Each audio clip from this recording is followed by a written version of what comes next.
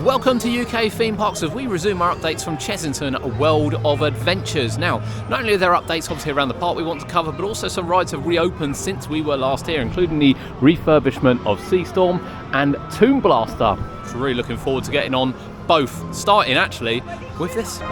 Here's a close-up of some of the work here on Seastorm. Look at this, look, it's all been replaced. We've got all new padding as well. I'm interested to see how it rides.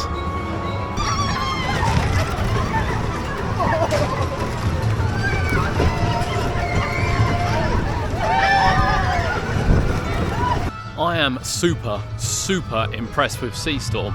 I think last year I was a little bit worried that perhaps it might be leaving the park, but the effort they put into it, the refurb, the program is completely different. So you'll have seen, we'll add some video in as well, that it doesn't like face each other now, go around a bit and then join backwards. It's completely mixed, including stopping in the middle, which it's never done before, riding more like a fair model. That was incredible, much faster. Don't sleep on that, much quicker.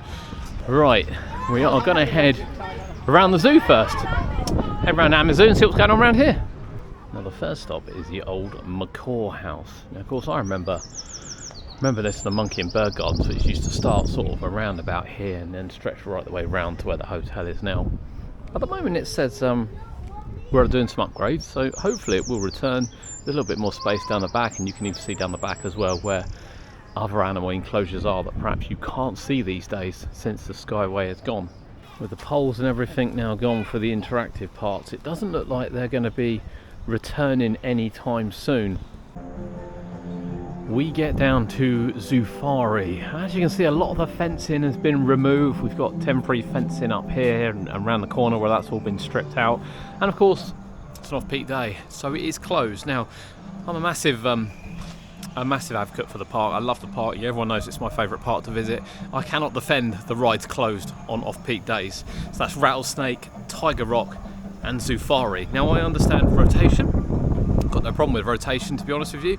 Opening late, shutting early. I've got no issue with that.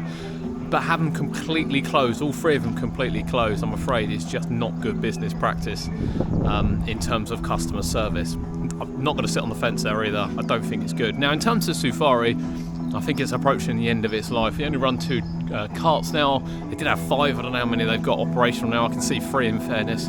It just feels like it hasn't lived up to the expectation that maybe the park were hoping for. What I would like to see done is the whole of this area ripped out, the whole of Wanyama village ripped out, and then to actually put a world-class zoo exhibit in.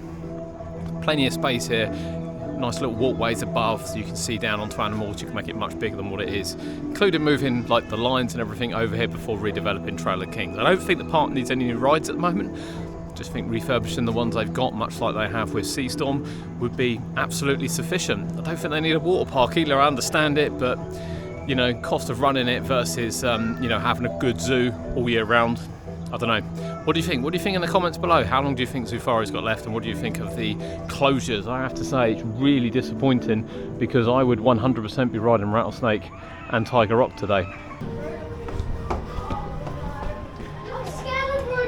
Now, we've had a complete refurbishment, or a refurbishment, of Tomb Blaster. So I have to say, I'm really excited to see some of the changes they've made on Tomb Blaster.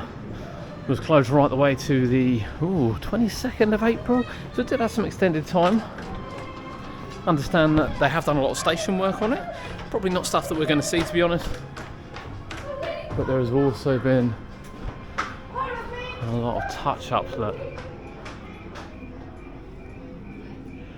Some new lighting. I've heard stories of people who go into the tomb never returning.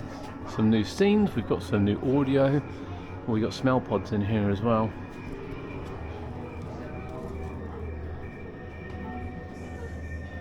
You can even see parts from inside the ride.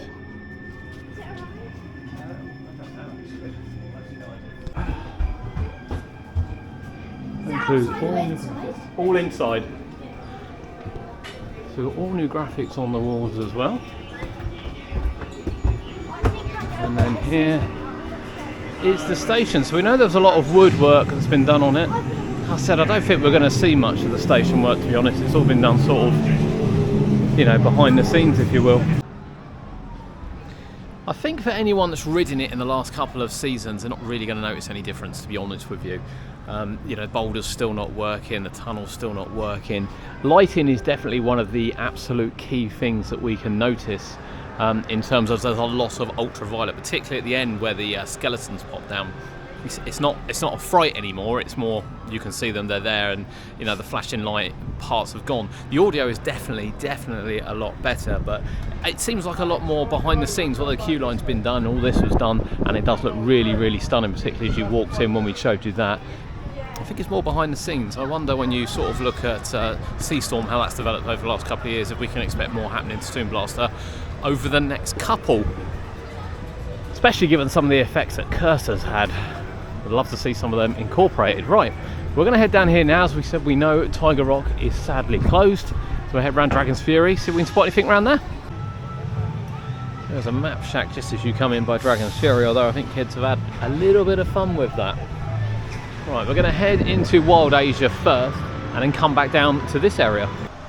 The third of the 4 rides which were closed at the beginning of the season for extra refurbishment include Monkey Swinger, which is indeed also now back open. It was only last year that Temple of Mayhem had some upgrades and things, but they get a bit of storm damage recently. Some of the wood chip, to be fair, could be replaced on a few of them, but this post in particular seems to have taken the most of it.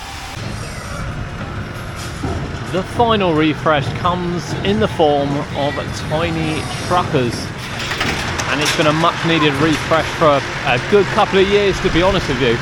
The cars have been repainted. Now we do only have 4, so when it closed last year there were 5, and the 6th one used to sit on the hill here, so we were kind of hoping that would come back as well. Fingers crossed there is still some more to come to help capacity, but it is looking so much better. A little bit of water in here I think would be nice. So gone as the sign from here, this is now only an exit, and you can see that all that has been refreshed as well. Still a 15-minute queue on an off-peak day. But look at this, look. Now I'm going to enter just so I can show you it. Look, I put all little cars and everything in here. How cool is this? Okay, I'm going to have to press it.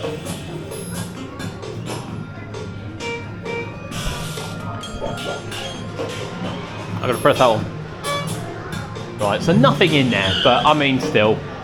You know, looking at it, yeah, it looks fantastic. I love this. This detail is brilliant.